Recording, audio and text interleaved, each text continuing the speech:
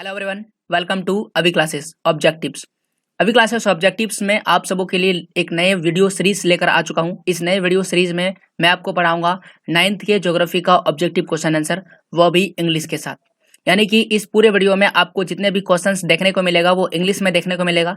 अगर आप हिंदी में देखना चाहते हैं तो मैंने हिंदी में पहले ही वीडियो बनाकर अपलोड कर दिया है, तो आप वहां पर जाकर के देख सकते हैं। लेकिन अगर आप इंग्लिश मीडियम से हैं तो आप इस पूरे वीडियो को अंत तक देखिए। आप अपने एमसीक्यूज को बेहतर करने के लिए, क्योंकि इसमें बेस्ट सेलेक्टेड एमसीक्यूज है जो आपके एग्जाम के लिए बहुत ज्यादा इंपॉर्टेंट है। ये 9th के ज्योग्राफी का पहला चैप्टर है जिसका नाम है इंडिया, साइज एंड लोकेशन। तो आइए पढ़ते हैं 9th के ज्योग्राफी के पहले चैप्टर का पहला क्वेश्चन। पहला क्वेश्चन पढ़ने से पहले मैं आपको कुछ चीजें बता देता हूं ताकि आप आगे वीडियो में कंफ्यूज ना हो। ओके, तो दो आपको लाइन याद रखना है। एक है एक्स एक्सिस, मैथ में आप जरूर पढ़े होंगे, और दूसरा है वाई एक्सिस। ओके, तो एक्स एक्सिस के पैरेलल जितने भी लाइन जाता है हम उसे लैटिट्यूड कहते हैं, LATI। Okay, latitude. आगे आप स्पेलिंग पूरा लिख ही देते हैं, LATIU, latitude, DE, latitude. Okay, और दूसरा जो है वाई एक्सिस के पैरेलल जितने भी लाइन खींचा जाता है हम उसे कहते हैं लॉन्गिट्यूड। ओके, तो दो लाइन आपको हमेशा याद रखना है। आगे वीडियो में बहुत ज्यादा इसका यूज होने वाला है, आप कंफ्यूज मत होइएगा। तो मैं क्या करता हूँ, ये मान लीजिए कि अर्थ है। ओके, अर्थ के बीचों बीच जो लाइन जाता है हम उसे इक्वेटर कहते हैं, जो अर्थ को दो पार्ट में डिवाइड कर देता है, north hemisphere and south hemisphere. Okay, और इस इक्वेटर के पैरेलल, ये इक्वेटर आप देख सकते हैं, इक्वेटर लाइन जो है वो क्या है, 0 डिग्री। हम इसे 0 डिग्री लैटिट्यूड कहते हैं, 0 डिग्री लैटिट्यूड। तो आप देख सकते हैं जितने भी लाइन अगर इक्वेटर के पैरेलल खींचेंगे वो parallel to the x axis होगा। इसीलिए मैंने आपको बोला कि एक्स एक्सिस के पैरेलल जितने भी लाइन होगा हम उसे लैटिट्यूड कहते हैं। आप इसे इस तरह भी बोल सकते हैं कि the line passes through the parallel of equator are called latitude. Okay, तो जितने भी इक्वेटर के पैरेलल लाइन होगा हम उसे क्या बोलेंगे, लैटिट्यूड बोलेंगे। तो लैटिट्यूड अगर आपको कंफर्म हो गया तो हम आपको बता देते हैं लॉन्गिट्यूड, जो क्या है वाई एक्सिस के पैरेलल है। तो वाई एक्सिस के पैरेलल जितने भी लाइन होगा हम उसे क्या बोलेंगे, लॉन्गिट्यूड। ओके, तो ये दो लाइन बहुत ज्यादा यूज होने वाला है, आगे आपको कंफ्यूज कर सकता है, इसीलिए आप इसे ड्रॉ करके कॉपी में रख लीजिए ताकि क्वेश्चंस को आप इजी तरीके से डील कर सकें। आइए अब आते हैं वीडियो में, पहला क्वेश्चन पढ़ते हैं। पहला क्वेश्चन हमारे सामने है, the tropic of cancer does not pass through. यहाँ पर पहला लिखा गया राजस्थान, दूसरा ओडिशा, तीसरा छत्तीसगढ़ और चौथा त्रिपुरा। इस क्वेश्चन में बोला गया कि ट्रॉपिक ऑफ कैंसर पास होता है इंडिया के बीचों बीच। हम सबको पता है इंडिया के बीचों बीच ट्रॉपिक ऑफ कैंसर पास होता है, और ट्रॉपिक ऑफ कैंसर कोई कुछ नहीं है बल्कि ये एक तरह का लाइन है, लैटिट्यूड वाला लाइन है। ओके, और इसका मान कितना है, 23 degree and half north. Okay, 23 degree and half north जो लैटिट्यूड है हम उसे ट्रॉपिक ऑफ कैंसर कहते हैं, जो इंडिया के 8 स्टेट से पास होता है।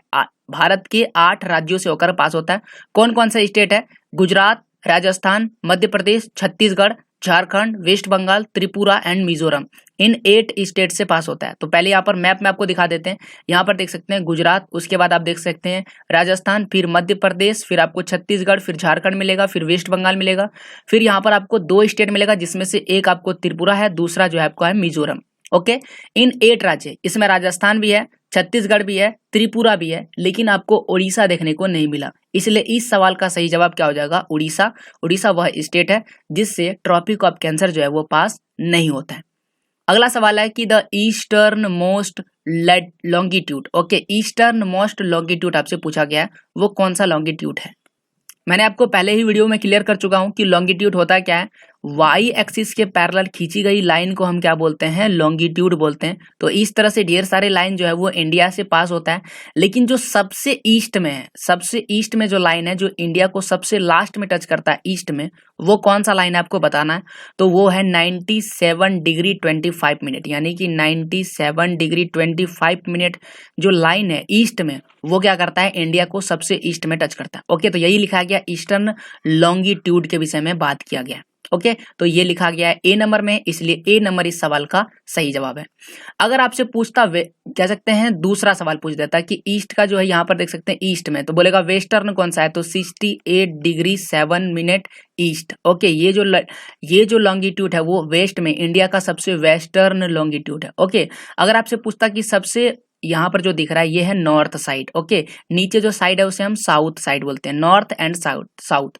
तो बोलता है कि नॉर्दर्न सबसे नॉर्थ में कौन सा है, तो वो कौन सा होगा, यहाँ पर जो टच करेगा वही लाइन क्या होगा, नॉर्थ में होगा। लेकिन यहाँ पर जो लाइन टच करेगा नॉर्थ में, वो लाइन लॉन्गिट्यूड नहीं बल्कि वो क्या हो जाएगा, लैटिट्यूड हो जाएगा। ओके, और इस लैटिट्यूड में जो सबसे नॉर्थ में उसका नाम है 37 डिग्री 6 मिनट, और अगर सबसे साउथ में पूछा जाएगा तो 8 डिग्री एंड 4 मिनट। ओके, ये इंडिया का क्या है, कह सकते हैं एक्सपेंशन है, आपको ये याद रखना पड़ता है। ओके, तो इस क्वेश्चन के लिए सही जवाब ए नंबर हो जाएगा।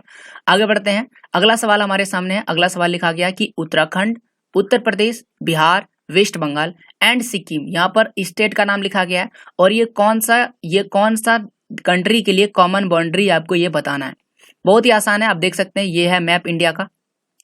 इंडिया का मैप में आप देख सकते हैं ये है उत्तराखंड, जस्ट उसके नीचे आइएगा तो आपको उत्तर प्रदेश मिलेगा, उसके बगल में बिहार मिलेगा, फिर आप देख सकते हैं ये वेस्ट बंगाल है जो बांग्लादेश को टच करता है, और यहाँ पर आप देख सकते हैं सिक्किम है, और ये सभी जितने भी स्टेट है वो नेपाल को टच कर रहा है। तो इसलिए इस सवाल का सही जवाब क्या हो जाएगा, नेपाल के लिए कॉमन बाउंड्रीज है। ओके, अगला सवाल पढ़ते हैं। अगला सवाल है कि अगर, यहाँ पर लिखा गया इफ मतलब अगर आप जाते हैं कहाँ पर, विजिट करते हैं कावरेती, अगर आप कावरेती विजिट करते हैं समर वेकेशन में छुट्टी होता है, बहुत आदमी अलग अलग स्थान पर घूमने के लिए जाता है। मान लीजिए कि आप कावरेती घूमने के लिए गए हैं, तो बताइए कि कौन से यूनियन टेरेटरी आप घूमने के लिए जा रहे हैं इंडिया के। पहला लिखा गया पुदुचेरी, दूसरा लक्षद्वीप, तीसरा अंडमान एंड निकोबार आइसलैंड, और तीसरा लिखा है दमन एंड दीव या दीव एंड दमन। ओके, तो आपको बताना कि कौन सा आइसलैंड जा रहे हैं। देखिए, आइसलैंड तो यहाँ पर नहीं लिखा गया, लेकिन कौन सा यूनियन टेरिटरी जा रहे हैं, तो आप जा रहे हैं लक्षद्वीप आइसलैंड, क्योंकि कावरेती जो है वो लक्षद्वीप आइसलैंड में ही पड़ता है, और कावरेती लक्षद्वीप का कैपिटल है। तो कावरेती अगर आप घूमने जा रहे हैं तो कहाँ जा रहे हैं, लक्षद्वीप जा रहे हैं, क्योंकि लक्षद्वीप में ही कावरेती पड़ता है। इसलिए इस सवाल का सही जवाब बी नंबर हो जाएगा। ओके, अगला सवाल है कि माय फ्रेंड यानी कि मेरा जो दोस्त है वो एक ऐसे कंट्री में रहता है which does not share land boundaries. यहाँ पर लैंड बाउंड्रीज लिखा है, जो लैंड बाउंड्रीज है वो शेयर नहीं करता है इंडिया के साथ। तो वो कौन सा कंट्री है जो अपने लैंड बाउंड्री को इंडिया के साथ शेयर नहीं करता, आपको बताना है। तो यहाँ पर देख सकते हैं ये है ताजिकिस्तान वो देश है जो इंडिया के साथ लैंड बाउंड्रीज को शेयर नहीं करता है। अगर आप ताजिकिस्तान को गौर से देखें तो इसका बाउंड्री यहाँ पर फिनिश हो जाता है, और यहाँ पर आप देख सकते हैं इंडिया का जम्मू कश्मीर वाला पार्ट है। ओके, और ये अफगानिस्तान वो कंट्री है जो क्या करता है, यहाँ से देख सकते हैं हल्का सा इंडिया को टच करता है। लैंड बाउंड्रीज से फायदा ये होता है कि आप यहाँ से आसानी से इस कंट्री में इन कर सकते हैं। लेकिन अगर आपको ताजिकिस्तान जाना है मान लीजिए, तो आपको पहले अफगानिस्तान में एंट्री करना पड़ेगा, फिर जाके आपका ताजिकिस्तान जा सकते हैं। तो इसीलिए यहाँ पर पूछा गया कि कौन सा ऐसा कंट्री है जो लैंड बाउंड्री शेयर नहीं करता है इंडिया के साथ, तो वो कौन सा कंट्री हो जाएगा, वो हो जाएगा ताजिकिस्तान। और ताजिकिस्तान बी नंबर में लिखा गया है, बी नंबर इस प्रश्न का सही जवाब हो जाएगा। यहाँ पर लिखा गया भूटान, बांग्लादेश, नेपाल, ये सभी वो कंट्री है जो इंडिया के साथ अपने बॉर्डर को शेयर करता है। भारत में कुल 7 कंट्रीज ऐसा है, 7 कंट्रीज जो लैंड बाउंड्री शेयर करता है। मैं आपको नाम बता देता हूँ, पाकिस्तान, अफगानिस्तान, चाइना, भूटान, नेपाल, बांग्लादेश, म्यांमार, ये 7 कंट्रीज है जो इंडिया के साथ लैंड बाउंड्री शेयर करता है। अगर आप वाटर की बात करें तो वाटर में भी साथ साथ 2 कंट्री है, पहला जो आपका है श्रीलंका और दूसरा जो है वो है मालदीव। तो इस तरह से कुल 9 कंट्री जो है इंडिया के साथ अपने बॉर्डर शेयर करता है, और इन्हीं 9 कंट्रीज को इंडिया का नेबर कंट्रीज बोला जाता है। तो ये भी आप याद रखिएगा। आगे बढ़ते हैं, अगला सवाल लिखा है कि how many states and union territories does India have, यानी इंडिया में कितने स्टेट्स हैं एंड कितने यूनियन टेरिटरीज हैं। मैं आपको ये एक्सप्लेन करता हूं ताकि आप इसे बेहतर तरीके से समझ सकें। ये है इंडिया का मैप। अगर आप पहले सुने होंगे तो इंडिया के पास कुल 29 स्टेट था, और उस समय 7 यूनियन टेरिटरी था। ओके, और फिर बाद में जाकर के जम्मू कश्मीर से इसे स्टेट कह सकते हैं यूनियन टेरिटरी बोल दिया गया, क्योंकि स्टेट का जो इसे दर्जा था वो खत्म कर दिया गया, और इसे किसमें कन्वर्ट कर दिया गया, यूनियन टेरिटरी में कन्वर्ट कर दिया गया। यानी कि जम्मू कश्मीर स्टेट नहीं रहा, वो बन गया यूनियन टेरिटरी। लेकिन इसे 2 पार्ट में डिवाइड कर दिया था, 2 यूनियन टेरिटरी बन गया था। एक जम्मू कश्मीर जिसका जो कैपिटल है वो कश्मीर है, सॉरी श्रीनगर है, ओके श्रीनगर, जम्मू कश्मीर का कैपिटल श्रीनगर है। और दूसरा है लद्दाख जिसका कैपिटल लेह है। ओके, तो 2 यूनियन टेरिटरी बन गया, तो 7 पहले से ही था और 2 इसमें प्लस हो गया, तो कितना यूनियन टेरिटरी हो गया 9। लेकिन स्टेट एक हमारा कम हो गया, तो कितना स्टेट हो गया था 28। ओके, फिर बाद में जाकर के दमन एंड दुई जो आपको दिख रहा है और दादर एंड नगर हवेली, इसे फिर दोनों को जोड़ करके एक यूनियन टेरिटरी बोल दिया गया। पहले ये 2 था और ये दोनों मिलकर के फिर 1 हो गया, तो 1 फिर से यहाँ पर माइनस हो जाएगा। तो इस तरह हमारे पास कुल 8 यूनियन टेरिटरी एंड 28 स्टेट हो जाता है। ओके, यहाँ पर भी लिखा हुआ है there are 28 states and 8 union territory in India. तो अब हमारे पास इस सवाल का जवाब मिल चुका है, इसलिए इस सवाल का जवाब हो जाएगा 28 स्टेट्स एंड 8 यूनियन टेरिटरी। जो 8 यहाँ पर नहीं लिखा है 7 लिखा है, तो मैं से 7 को 8 कर देता हूँ, 8 सही जवाब होगा। ओके, सी नंबर सही जवाब है, 28 स्टेट्स एंड 8 यूनियन टेरिटरी। 7 नहीं है 8 है। ओके, आइए बढ़ते हैं अगला लिखा है कि which line divided India into approximately 2 equal parts, यानी कि कौन सा ऐसा लाइन है जो इंडिया को लगभग 2 पार्ट में डिवाइड कर देता है।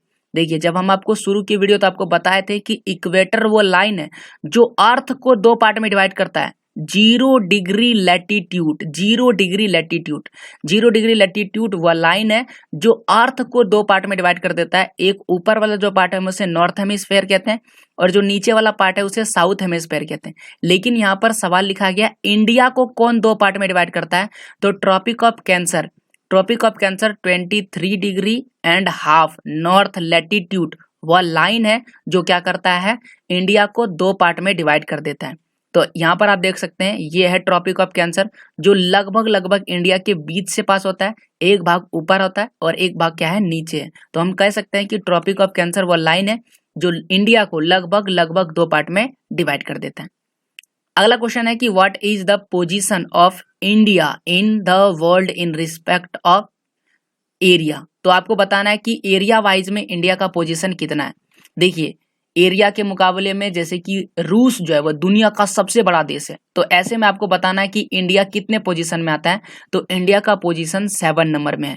ओके, और इंडिया से बड़ा 6 कंट्री है। लेकिन आप याद रखिए, अगर आप पॉपुलेशन वाइज देखिएगा तो इंडिया सेकेंड लार्जेस्ट कंट्री है, यानी कि दुनिया में दूसरा सबसे बड़ा देश जनसंख्या के मामले में इंडिया है। यहाँ पर सबसे ज्यादा लोग हैं, 121 करोड़ 121 करोड़ लोग भारत में रहते हैं। अगर ऐसे बिलियन में कीजिएगा 1.21 बिलियन हो जाएगा। ओके, तो इतने सारे लोग कहाँ पर रहते हैं, भारत में रहते हैं। अब यहाँ पर आप समझिए एरिया वाइज में इसका कितना है, 7 नंबर में। अगर आप लेक्चर वाला वीडियो देखे होंगे तो हम आपको बताएं कि दुनिया के 7 सबसे बड़े देश कौन कौन से हैं, तो आप इसे कमेंट करके जरूर बताइएगा कि दुनिया के 7 सबसे बड़े देश कौन कौन से हैं। अगर लेक्चर वीडियो नहीं देखे हैं तो डिस्क्रिप्शन में पड़े हुए लिंक से एक बार उसे जरूर देखिएगा। अगला क्वेश्चन पढ़ते हैं। अगला क्वेश्चन है कि which meridian is fixed as standard meridian of India. Okay, यहाँ पर मेरिडियन की बात की गई है तो आपको बता देते हैं। फिर से यहाँ लाइन वाली बात आती है, तो देखिए जितनी भी लाइन पास होती है इंडिया में, यहाँ पर हम बात करेंगे लॉन्गिट्यूड के विषय में, पैरेलल टू वाई एक्सिस, जो यहाँ से गुजरात से शुरू होता है और अरुणाचल प्रदेश में जाकर के खत्म होता है। कितना डिग्री में शुरू होता है, 68 डिग्री 7 मिनट और खत्म कहाँ पर होता है, 97 डिग्री 25 मिनट। ओके, अगर आप गुजरात में अरुणाचल प्रदेश में रहते हैं और कोई व्यक्ति गुजरात में रहता है तो इन दोनों के बीच में टाइम डिफरेंस कितना पता है, 2 घंटे। इसका मतलब है कि अरुणाचल प्रदेश में अगर 4 बजे सुबह होता है तो गुजरात में आपका 6 बजे सुबह होगा। तो आप देख सकते हैं 2 घंटा का क्या है, डिफरेंस है। इस डिफरेंस के चलते यहाँ पर इंडिया में बहुत सारे समस्या हो सकता था, इसलिए इंडिया के बीचों बीच पार होने वाला जो लॉन्गिट्यूड था उसे हमने स्टैंडर्ड मेरिडियन बोला, और इस स्टैंडर्ड मेरिडियन का मान है 82 डिग्री एंड हाफ ईस्ट, जिसे हम 82.5 डिग्री भी कहते हैं। ओके, तो 82 degree and half east longitude जो था उसे हमने क्या बोल दिया, स्टैंडर्ड मेरिडियन बोल दिया। यानी कि यहाँ पर जितना टाइम होगा, अगर यहाँ पर 12 बज रहा है तो इंडिया के सारे पार्ट में 12 ही बजेंगे। ओके, तो ये हमने समझ लिया कि किस प्रकार से जो है स्टैंडर्ड मेरिडियन बना। अब आपसे कभी कभी पूछ देता है कि स्टैंडर्ड मेरिडियन पास कहाँ से हुआ है, तो आपको बताना है ये उत्तर प्रदेश के मिर्जापुर से पास हुआ है, उत्तर प्रदेश के मिर्जापुर। नेक्स्ट क्वेश्चन यहाँ पर लिखा गया है, the latitudinal extent of India lie between, यहाँ पर लिखा गया लैटिट्यूड में इंडिया का एक्सटेंशन कितना है आपको ये बताना है। ओके ना, तो आपको बता चुके हैं कि लैटिट्यूड कौन सा है, लैटिट्यूड है parallel to the x axis, parallel to the x axis वाला जो लाइन है वो क्या है, लैटिट्यूड है। यहाँ पर अभी से इस तरह समझ सकते हैं, यहाँ पर देखिए ये मैप में यहाँ पर ये जितना लाइन खींचा गया है ये लॉन्गिट्यूड है और इसमें जितना लाइन खींचा गया वो क्या है, लैटिट्यूड है। अगर आप इंडिया का लैटिट्यूड अगर पूछेंगे तो इंडिया का लैटिट्यूड सबसे साउथ में कन्याकुमारी से शुरू होता है और सबसे नॉर्थ में वो जम्मू एंड कश्मीर में जाकर के खत्म होता है। तो जो कन्याकुमारी में है वो जो टच करता है वो कितना है, 8 डिग्री एंड 4 मिनट नॉर्थ है। ओके, और खत्म कहाँ पर होता है, 37 डिग्री एंड 6 मिनट नॉर्थ, जो बी नंबर में लिखा गया है। इसलिए बी नंबर इस सवाल का क्या हो जाएगा, सही जवाब हो जाएगा। Okay, B number. अगला क्वेश्चन है कि tropic of cancer passes through which of these states, कौन कौन से स्टेट से पास होता है, क्या उड़ीसा से पास होता है, जी नहीं, उड़ीसा से पास नहीं होता है। त्रिपुरा, हाँ त्रिपुरा से पास होता है, बिहार से पास नहीं होता है और पंजाब से पास नहीं होता है। हम पहले भी डिस्कस कर चुके हैं कि ट्रॉपिक ऑफ कैंसर इंडिया के किस किस स्टेट से पास होता है, टोटल 8 स्टेट्स हैं। ओके, तो इस सवाल का सही जवाब क्या हो जाएगा, त्रिपुरा। अब इसमें से कोई भी 8 में से अगर मिजोरम डाल देगा तो भी सही होगा। मध्य प्रदेश, गुजरात, राजस्थान, छत्तीसगढ़, झारखंड, वेस्ट बंगाल, इन सभी में से सही ऑप्शन हो जाएगा। ऐसा नहीं कि बार बार आपको त्रिपुरा ही डालेगा। ओके, तो वो 8 आपको याद होना चाहिए कि कौन कौन से स्टेट से ट्रॉपिक ऑफ कैंसर जो है वो पास होता है। अगला क्वेश्चन है कि which of the following longitude is selected as the standard meridian. आपको यहाँ पर बोला गया कौन सा लॉन्गिट्यूड है जिसको सेलेक्ट किया गया है स्टैंडर्ड मेरिडियन में। तो हम लोग पढ़ चुके हैं 82 डिग्री एंड हाफ, जिसको 82 डिग्री एंड 30 मिनट ईस्ट भी बोलते हैं। ये जो लाइन है इसको क्या बोला गया है, इसे सेलेक्ट किया गया है मेरिडियन, स्टैंडर्ड मेरिडियन के रूप में। ओके, तो इसलिए इस सवाल का सही जवाब क्या, बी नंबर हो जाएगा, जो इंडिया का टाइम बताता है कि यहाँ पर जितना टाइम होगा इंडिया में पूरा उतना ही टाइम होगा। और हम आपको बता चुके हैं कि ये उत्तर प्रदेश के मिर्जापुर से होकर के पास होता है। ओके, याद रखिएगा। अगला सवाल है कि which of the following is the oldest route of contact between India and other countries. तो यहाँ पर लिखा गया ओल्डेस्ट रूट, यानी सबसे पुराना रास्ता कौन सा है जिससे इंडिया ही नहीं बल्कि दूसरे कंट्रीज में लोग आते थे जाते थे पूरे वर्ल्ड में। देखिए, जब अगर बात करें ओशियन रूट्स के, तो हम लोग बोलते हैं ना कि अमेरिका की खोज वास्को डी गामा ने किया है, तो ये गलत है। अमेरिका का खोज नहीं किया बल्कि उसने ओशियन रूट को ढूंढा है कि किस प्रकार से ओशियन मार्ग से हम क्या कर सकते हैं, इंडिया आ सकते हैं। तो उन्होंने ओशियन रूट को फाइंड किया है। इससे पहले लोग किससे जाते थे, इससे पहले लोग लैंड से होकर के जाते थे। ओके, जिसे हम सिल्क रूट भी कहते थे। तो धरती से एक जगह से, आई मीन्स लैंड बाउंड्री से एक जगह से दूसरे जगह जाते थे। लैंड में बहुत ज्यादा समस्या है। जैसे अगर हम इंडिया की बात करें तो इंडिया का नॉर्दर्न पार्ट आपको ज्यादा से ज्यादा हिमालय देखने को मिलेगा, हिमालय रेंज देखने को मिलेगा। अब हिमालय रेंज को तो आप पास कर नहीं सकते, इसीलिए इंडिया आना थोड़ा डिफिकल्ट था। उसमें जाने माने ही लोग जो उन दोनों के दो पहाड़ों के बीच जो गैप था, उस गैप के विषय में लोग जानते थे और उस गैप से आते और जाते थे। जिनको नहीं पता था वो नहीं आ जा पाते थे और वो क्या ढूंढते थे, ओशियन रूट को ढूंढते थे। इसीलिए जब सबसे पहले अगर आपसे पूछेगा कि ओल्डेस्ट रूट कौन सा है, तो आपको बताना है लैंड रूट जो है वो सबसे ओल्डेस्ट रूट माना जाता है। एयर रूट तो बहुत बाद में जाकर के इन्वेंट किया गया। ओके, तो इस तरह हमने समझ लिया कि सबसे ओल्डेस्ट रूट कौन सा है, लैंड रूट है। उसके बाद दूसरे नंबर पर कौन आया, ओशियन रूट्स आया, यानी कि समुद्र से जहाज वगैरह पानी के माध्यम से हम एक स्थान से दूसरे स्थान पर जाते हैं। इसके बाद एयर रूट आया था। तो ओल्डेस्ट रूट कौन है, लैंड रूट है, जिससे इंडिया आते थे और इंडिया के लोग दूसरे कंट्रीज में जाते थे। अगला क्वेश्चन है, अच्छा इसमें आंसर भी आपको पहले से दिख रहा है लेकिन फिर भी मैं आपको एक्सप्लेन कर देता हूँ। क्वेश्चन है कि India achieved multifaceted social economic progress during which of the following period. यानी कि इंडिया में सबसे ज्यादा कह सकते हैं डेवलपमेंट कब हुआ है, सोशल इकोनॉमिक प्रोग्रेस कब हुआ था। तो आप ड्यूरिंग द लास्ट 5 डिकेड, यानी कि अभी जो डिकेड का मतलब क्या था, 10 साल का, 10 साल का जो समय होता है हम उसे डिकेड कहते हैं। ओके, तो यहाँ पर 5 डिकेड मतलब 5 × 10 कर दीजिए, यानी कि 50 साल में, लगभग 50 साल में इंडिया में सबसे ज़्यादा जो डेवलपमेंट देखने को मिला है। चाहे वो फैक्ट्रीज हो, चाहे वो कह सकते हैं फिजिकल या किसी भी प्रकार का, पॉलिटिकल हो, इकोनॉमिकल हो, सारे जो डेवलपमेंट है वो आपको इस 50 साल में देखने को मिलता है। लेकिन सबसे ज़्यादा सोशल एंड इकोनॉमिक डेवलपमेंट आपको कब देखने को मिलता है? इस 50 साल में सबसे ज़्यादा सोशल एंड इकोनॉमिक डेवलपमेंट देखने को मिलता है। ओके, अब इसका क्या रीजन है? रीजन आपको दे देते हैं। रीजन ये है कि इंडिया का जो कनेक्शन है बाकी कंट्रीज से पहले से ही है। जो सी रूट है उसका इन्वेंट हो चुका था, आई मीन इन्वेंट नहीं, सर्च किया जा चुका था, और इंडिया को बहुत सारे लोग कांटेक्ट में थे। और इंडिया में चूंकि पॉपुलेशन बहुत ज़्यादा है, इसीलिए यहाँ पर लेबर कॉस्ट बहुत ही कम लेबर कॉस्ट में बहुत ज़्यादा उत्पादन कर सकते हैं, प्रोडक्शन कर सकते हैं। इसीलिए लगभग 50 साल जो है, अभी वर्तमान का जो 50 साल है उसमें सबसे ज़्यादा डेवलपमेंट देखने को मिला है। ओके, अगला सवाल है, क्वेश्चन है कि which of the following is the longitudinal extension of India. अब यहाँ पर पहले लेटिट्यूशनल एक्सटेंशन पूछा गया था, और अब इस बार आपका लॉन्गिट्यूड में एक्सटेंशन पूछ दिया गया।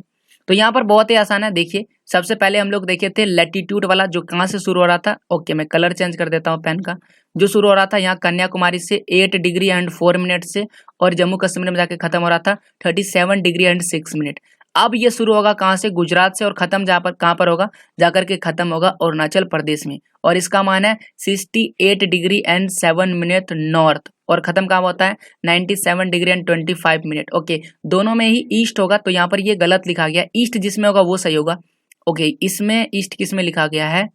ईस्ट किस में लिखा गया है? 8 डिग्री 4 मिनट ईस्ट। ओके, मैं यहाँ पर सही कर देता हूँ इसको। ओके, ठीक है, ये वाला ही सही होगा, लेकिन इसमें ईस्ट लिखा होगा। दोनों में ही ईस्ट लिखा हुआ रहेगा, याद रखिएगा। यहाँ पर भी ई लिखा रहेगा, क्योंकि दोनों ही ईस्ट में पड़ता है। देखिए, ईस्ट यहाँ पर क्यों लिखा रहेगा? ई का मतलब ईस्ट को डिनोट कर रहा है। ओके, देखिए, ये अगर हमारा इंडिया, ये अर्थ है, तो इसके बीच में इक्वेटर पास होता है। तो जिस तरह से 0 डिग्री जो इक्वेटर है वो क्या करता है? अर्थ को 2 पार्ट में डिवाइड करता है, north hemisphere and south hemisphere. उसी प्रकार से जो लॉन्गिट्यूड है उसका 0 डिग्री लॉन्गिट्यूड और 0 डिग्री के अपोजिट साइड में 180 डिग्री जो है लॉन्गिट्यूड, ये दोनों क्या करता है? मिल करके जो अर्थ है उसको 2 पार्ट में डिवाइड कर देता है। एक पार्ट क्या होता है? वेस्टर्न पार्ट कहलाता है, और दूसरा जो पार्ट है वो ईस्टर्न पार्ट कहलाता है। और ईस्ट में जितना भी लॉन्गिट्यूड खींचा गया उसमें आपको ई लिखा हुआ देखने को मिलेगा, और जितना भी लॉन्गिट्यूड आपको वेस्ट में खींचा गया उसके साथ डब्लू देखने को मिलेगा।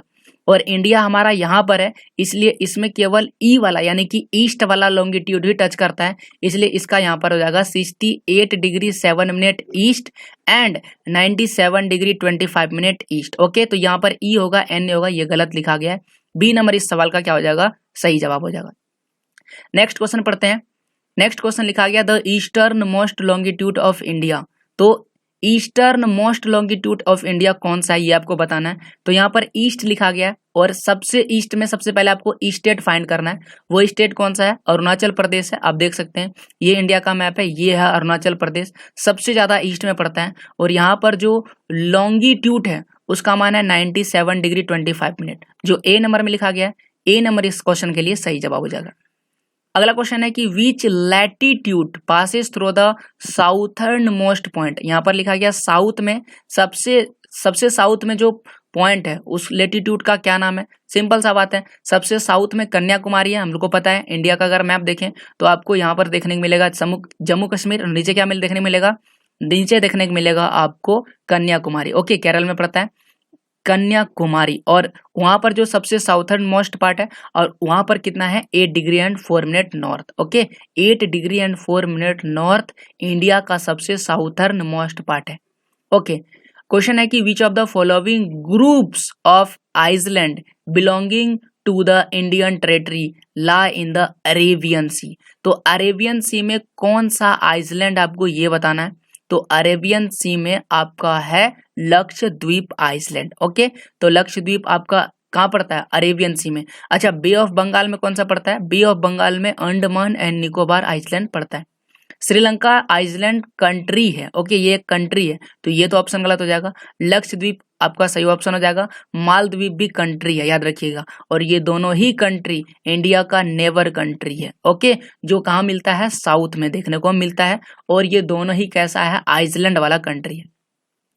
तो इस सी नंबर इस क्वेश्चन का सही जवाब हो जाएगा। अगला क्वेश्चन है कि what is India's size with respect to other countries of the world. तो 7th नंबर में ये हम लोग देख चुके हैं। और यहाँ पर मैं आपको नाम बता देता हूँ, अगर आप कमेंट किए होंगे तो ठीक है, यहाँ पर आप नाम देख सकते हैं। दुनिया का लार्जेस्ट कंट्री कौन सा है? रसिया। दूसरे नंबर पर कनाडा आता है, तीसरे नंबर पर यूएसए, चौथे नंबर पर चाइना, पांचवें नंबर पर ब्राजील आता है, और छठे नंबर पर ऑस्ट्रेलिया आता है, और सातवें नंबर पर अपना जो देश है वो आता है इंडिया। अब यहाँ सबका एरिया वाइज लिखा हुआ है स्क्वायर किलोमीटर में। ओके, स्क्वायर किलोमीटर में लिखा हुआ है आपका एरिया, देख सकते हैं मिलियन होगा, million square kilometre. Okay, 3.28 million square kilometre, 7.69 million square kilometre, 8.51 million square kilometre. अगर दुनिया का सबसे बड़ा देश रसिया का आप देखिएगा एरिया, तो ये कितना है? 17.09 मिलियन स्क्वायर किलोमीटर है। ओके, तो आप देख सकते हैं इंडिया जो है 7th नंबर पर आता है, और बाकी 6 इससे बड़े बड़े कंट्रीज आप देख सकते हैं। तो डी नंबर इस सवाल का सही जवाब हो जाएगा। नेक्स्ट क्वेश्चन है, नेक्स्ट क्वेश्चन लिखा है which geographical feature bounds India's mainland south of 22 degree latitude. Okay, तो मैप देख लेते हैं। मैप देखेंगे तो आप इसे आसानी से समझ जाएंगे। तो ये देखिए मैप, तो यहाँ पर से लगभग यहाँ पर से 22 डिग्री नॉर्थ लेटीट्यूड जो है वो पास होता है, 22 डिग्री नॉर्थ लेटीट्यूड।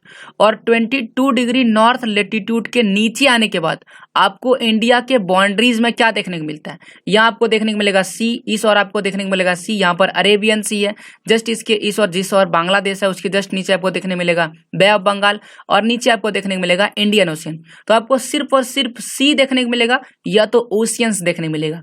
इसलिए इस क्वेश्चन का सही जवाब हो जाएगा जो साउथ में 22 डिग्री के बाद इंडिया में जो आपको बाउंड्रीज देखने को मिलता है वो सी एंड ओशियंस, सिर्फ सी एंड ओशियंस देखने को मिलता है। नेक्स्ट क्वेश्चन है, ओके ये क्वेश्चन बड़ा है, समझ लेते हैं, ठीक है, डरिएगा नहीं। लिखा है कि both the latitudinal and longitudinal extension of India mainland is about 30 degree, but on looking at the map of the India, which of the following alternatives do you observe about Indian size. तो कहता है कि अगर आप India को देखेंगे, गौर से देखेंगे, चाहे आप लेटीट्यूड का एक्सटेंशन देखिएगा या फिर लॉन्गिट्यूड का देखिएगा, दोनों को देखिएगा तो आपको दोनों का डिफरेंस जो है वो 30 डिग्री का देखने को मिलेगा। यानी कि इंडिया जितना नॉर्थ से साउथ में बड़ा है उतना ही बड़ा ईस्ट से वेस्ट में है। लेकिन अगर आप गौर से देखेंगे तो आपको ये चीज ऑब्जर्व होगा, लेकिन आप एक बार में देखेंगे तो आपको पता चलेगा कि नॉर्थ से साउथ में इंडिया आपको बड़ा देखने को मिलेगा, लेकिन एक्चुअल में बड़ा है नहीं। तो आखिरकार ऐसा क्यों होता है, इसका मेन रीजन क्या है ये आपको बताना होगा। तो इसका मेन रीजन जो है वो ए नंबर में लिखा गया है। क्या लिखा गया? लिखा है कि ईस्ट और वेस्ट का एक्सटेंट जो है वो appears to be smaller than north south extent. यही आपको लिखना है कि अगर हम ईस्ट से वेस्ट में देखते हैं या वो क्या करता है, एक्सटेंशन जो है वो छोटा दिखता है नॉर्थ से साउथ के एक्सटेंशन में, ये आपको बताना है। जबकि ऐसा नहीं है, दोनों का डिफरेंस जो है वो सेम है। ओके, आगे बढ़ते हैं, अगला क्वेश्चन पढ़ते हैं। अगला क्वेश्चन को पढ़ते हैं और समझते हैं, ठीक है। ये क्वेश्चन थोड़ा सा इसमें गणित करना पड़ेगा, यानी कि थोड़ा सा मैथ करना पड़ेगा, और मैथ करके हम आपको बताएंगे। लिखा है कि अगर मान लीजिए कि लोकल टाइम जो है वो द्वारका में 6 बज रहा है, ओके, तो आपको बताना है कि डिब्रूगढ़ जो असम में पड़ता है वहां पर कितना बज रहा होगा। अगर द्वारिका का यहाँ पर लिखा गया है, यहाँ पर जो है ये दिया गया है आपको लॉन्गिट्यूड का मान दिया गया है 69 डिग्री 1 मिनट, ओके, और डिब्रूगढ़ का जो लॉन्गिट्यूड है वो 94 डिग्री 58 मिनट ईस्ट पड़ता है। लगभग आप इसको 95 मान लीजिए। ओके, तो इसमें कैलकुलेशन करना पड़ेगा। यहाँ पर क्वेश्चन बिल्कुल आसान है कि यहाँ गुजरात है, आपका देख सकता है ये गुजरात है, गुजरात में 6 बज रहा है, ओके, 6 बज के सुबह हो रहा है।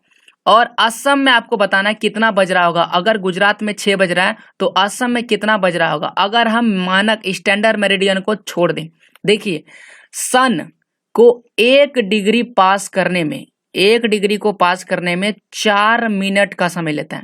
तो हम देखते हैं कि यहां से यहां तक कितना डिग्री का जो है डिफरेंस है। तो ये 95 है तो पहले 95 डिग्री लिखते हैं, और ये 69 डिग्री लिखा है तो 69 डिग्री लिखते हैं। इन दोनों का डिफरेंस करते हैं तो डिफरेंस सब्ट्रैक्ट करते हैं तो यहाँ पर 6 15 में हो गया, 6 बचेगा, 8 में से 6 जाएगा 2, 26 डिग्री आ रहा है। तो 26 डिग्री को हम किससे मल्टीप्लाई करेंगे? 4 से मल्टीप्लाई करेंगे, 6 को 24, 4 दूनी 8 और 10, 104 डिग्री आ रहा है। और 104 डिग्री को हम लिख सकते हैं 60 और प्लस 44। 60 क्यों लिखे? क्योंकि 60 बराबर होता है 1 आवर 44 मिनट। ओके, तो इस तरह से हमारा पास जो टाइम आया वो 1 आवर एंड 44 मिनट्स आया, और पहले जो समय हो रहा था वो 6 AM हो रहा था, यानी कि 6 बज रहे थे, और 6 बजे में से 1 आवर एंड 44 मिनट्स को प्लस कर देते हैं तो हमारे पास जो टाइम आएगा 7, यानी 6 में से 1 प्लस करेंगे 7 होगा, और 44 मिनट एक्स्ट्रा है तो 44 मिनट होगा, यानी कि 7:44, 7:44, यानी 7 एंड 44 मिनट सी नंबर में लिखा है, इसलिए सी नंबर इस सवाल का सही जवाब हो जाएगा। अब आइए अगला क्वेश्चन पढ़ते हैं। नेक्स्ट क्वेश्चन हमारे सामने है, the standard meridian of India 82 degree and 30 minute east pass through which of the following place. तो ये आपको याद रखना पड़ेगा कि 82 डिग्री एंड 30 मिनट ईस्ट जो है वो कहाँ से पास होता है। हम सबको पता है कि ये स्टैंडर्ड मेरिडियन ऑफ इंडिया है, यानी कि यहाँ पर जितना टाइम होगा पूरे इंडिया में वही टाइम होगा, और इसे ही हम स्टैंडर्ड मेरिडियन ऑफ इंडिया बोलते हैं। तो अगर आप मैप देखेंगे इंडिया का तो ये देख सकते हैं, ये वाला जो लाइन है यही है स्टैंडर्ड मेरिडियन ऑफ इंडिया, जिसका मान कितना है 82 डिग्री एंड 30 मिनट ईस्ट, जिसे हम 82 डिग्री एंड हाफ भी बोलते हैं, क्योंकि 30 जो है वो हाफ के इक्वल टू होता है। तो ये बहुत सारे स्टेट से पास होता है, अगर आप गौर से देखें तो इंडिया के उत्तर प्रदेश से पास होता है, साथ ही जस्ट इसके नीचे आइएगा तो ये मध्य प्रदेश से पास होता है, इसके जस्ट नीचे यहाँ पर जो स्टेट है वो छत्तीसगढ़ है, जस्ट इसके नीचे आइएगा तो ये वाला जो स्टेट है ये ओडिशा है, और जस्ट इसके नीचे आइएगा तो यहाँ पर आंध्र प्रदेश है। कुल मिलाकर के 5 स्टेट से ये पास होता है, और इस 5 स्टेट्स में से अगर आपसे लोकेशन पूछा जाएगा तो उत्तर प्रदेश में एक जगह है जिसका नाम है मिर्जापुर, तो आपको ये बताना पड़ता है कि उत्तर प्रदेश के मिर्जापुर से होकर के ये पास होता है। तो इस तरह हम लोग समझ चुके हैं कि ये उत्तर प्रदेश के मिर्जापुर से पास होता है, और डी नंबर में ये चीज लिखा हुआ है, इसलिए डी नंबर इस सवाल का सही जवाब हो जाएगा कि जो स्टैंडर्ड मेरिडियन ऑफ इंडिया है वो किससे पास होता है, वो मिर्जापुर से पास होता है, और ये मिर्जापुर में कहाँ पर है, उत्तर प्रदेश में मौजूद है। अगला सवाल पढ़ते हैं। अगला सवाल है, विच of the following has reduce. Reduce का मतलब होता है कम कर देना, यानी कि यहाँ पर सवाल में लिखा गया रिड्यूस इंडियाज डिस्टेंस, यानी कि इंडिया का जो डिस्टेंस है वो कम कर दिया फ्रॉम यूरोप बाय 7000 किलोमीटर। यानी कि यहाँ पर जितने भी ऑप्शंस लिखा गया है उनमें से कौन सा ऑप्शन ऐसा है जिसने इंडिया और यूरोप के बीच 7000 किलोमीटर का जो डिस्टेंस है वो कम कर दिया। अब देखिए इस सवाल को समझते हैं। ऑप्शन पहले हम लोग ऑप्शन पढ़ लेते हैं। पहला ऑप्शन लिखा है स्वेज कैनाल, दूसरा लिखा है पनामा कैनाल, और तीसरा इंदिरा गांधी कैनाल, और चौथा लिखा है बकिंघम कैनाल। ओके, देखिए इस सवाल का सही जवाब होगा स्वेज कैनाल। अब इस स्वेज कैनाल को आपको एक्सप्लेन करते हैं ताकि आप इसे बेहतर तरीके से समझ सके। स्वेज कैनाल कहाँ पर बना है। अब अगर आप मान लीजिए कि आप ऐसा समय जब स्वेज कैनाल नहीं बना था, स्वेज कैनाल यहाँ पर बना हुआ है, और ये जो स्थान है ये इजिप्ट है, इजिप्ट देश यहाँ पर मौजूद है, और यहाँ पर स्वेज कैनाल बना है। जब स्वेज कैनाल नहीं बना था, और अगर आप यूरोप में रहते हैं और यूरोप से अगर आप इंडिया आना चाहते हैं तो आपको केप ऑफ हॉप का रास्ता अपनाना पड़ता, यानी कि आपको पूरे अफ्रीका का एक चक्कर लगाना पड़ता, जो लगभग आपको 19,800 किलोमीटर का डिस्टेंस ट्रेवल करना पड़ता था। जब स्वेज कैनाल बन गया तो इसका जो डिस्टेंस है वो कम हो गया, 11,600 किलोमीटर का डिस्टेंस हो गया। जब अगर इसका डिफरेंस देखा जाए तो लगभग 7,000 किलोमीटर का डिफरेंस आता है। तो आप देख सकते हैं कि स्वेज कैनाल ने क्या कर दिया, पूरे रास्ता को आसान कर दिया। अब ये स्वेज कैनाल है क्या, आपको ये समझना पड़ेगा।